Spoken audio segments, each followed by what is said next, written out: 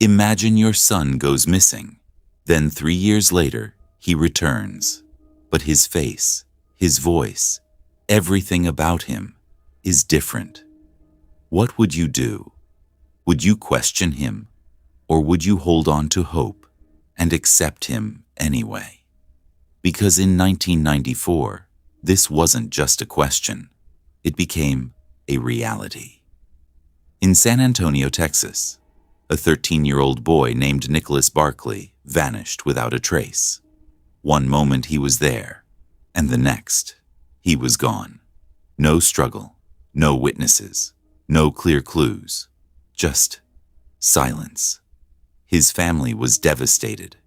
Days turned into weeks, weeks turned into months. Search parties were organized. Posters were printed. The police investigated every possible lead, but nothing. No sign of Nicholas. No answers. And slowly, hope began to fade. For 3 long years, his family lived with one painful question. What happened to their son? Was he alive, or was he gone forever? Then, in 1997, something unbelievable happened. Thousands of miles away, in Spain, a teenage boy walked into a police station. He looked shaken, traumatized, afraid, and then he said something that would shock everyone. I am Nicholas Barclay. I'm from the United States, and I was kidnapped. He claimed he had been taken, abused, moved from place to place, and somehow he had managed to escape. Authorities were stunned. Could this really be the missing boy from Texas? They contacted the family, and when they heard the news, everything changed. Their son was alive. Imagine that moment. After 3 years of grief, of unanswered questions, of sleepless nights, you finally hear the words, "He's been found." There was no hesitation, no doubt, just overwhelming emotion. The family arranged to bring him home, but from the very beginning, something wasn't right. When the boy arrived, people began to notice differences, small at first, but impossible to ignore. The real Nicholas had blonde hair and bright blue eyes. This boy had dark hair and brown eyes. His facial features were different. His voice didn't sound the same. And then there was his accent. It wasn't American. It wasn't Texan. It was something else. But whenever questions came up, he had an answer. He claimed his kidnappers had abused him, that they had changed his appearance, that the trauma had altered his voice, and somehow, that was enough. Because when hope is all you have left, you hold on to it, no matter how strange things seem. The family accepted him. They welcomed him back into their home. They embraced him. They called him their son. But not everyone was convinced. There were people watching closely, people who started asking questions. One of them was a private investigator. He looked at the boy, and something didn't sit right. The story didn't add up. The details felt off. And the more he dug, the more suspicious things became. Who was this boy, really? Because if he wasn't Nicholas, then who was he? The investigation deepened. Fingerprints were taken, records were checked, and then the truth came out. The boy living with the Barclay family was not Nicholas, not even close.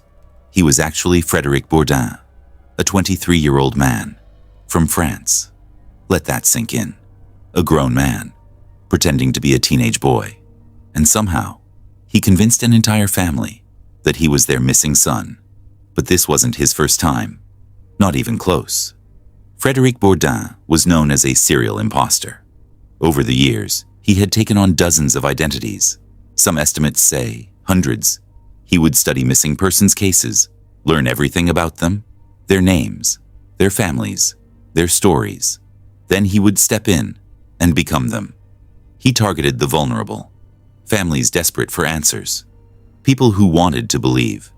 Because belief is powerful. It can blind you. It can silence doubt. And in this case, it allowed a complete stranger to walk into a family and become their son. Think about that. Living in their house, sitting at their table, being hugged, loved, accepted, all while knowing he was lying. So how did he do it? How do you convince people of something so unbelievable?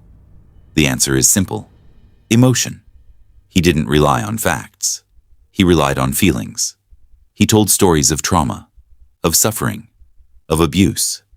He made people feel sorry for him. He made them want to protect him. And once that emotional connection was formed, logic no longer mattered, because no one wants to question a victim.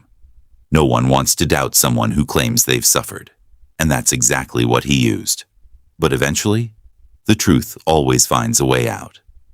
When authorities confirmed his real identity, everything collapsed. The illusion was over. The son they had welcomed home was gone. And in his place was a stranger, a fraud, a man who had built his life on deception. But even after the truth came out, one question remained. How? How did the family not see it? How did they ignore all the signs? The different appearance, the accent, the inconsistencies. Was it denial? Was it desperation? Or was it something else? Some investigators began to wonder if there was more to the story, because accepting someone so different, so easily, raised serious questions. Questions that, to this day, have never been fully answered. And at the center of it all is one haunting truth.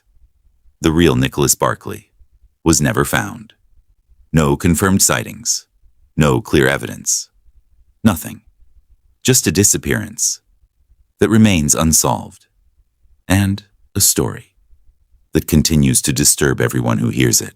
As for Frédéric Bourdin, he became known as the Chameleon, a man who could become anyone, convince anyone, and disappear without a trace. The truth eventually caught up with him.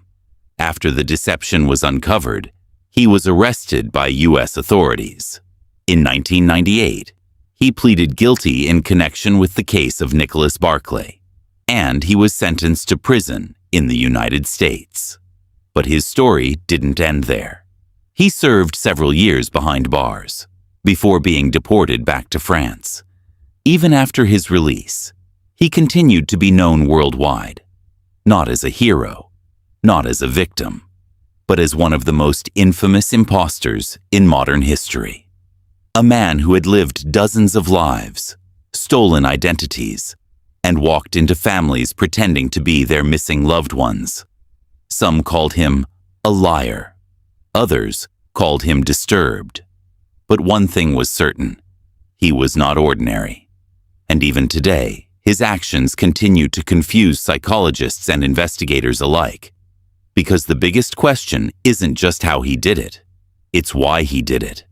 But even after all of that, one part of the story still remains unsolved.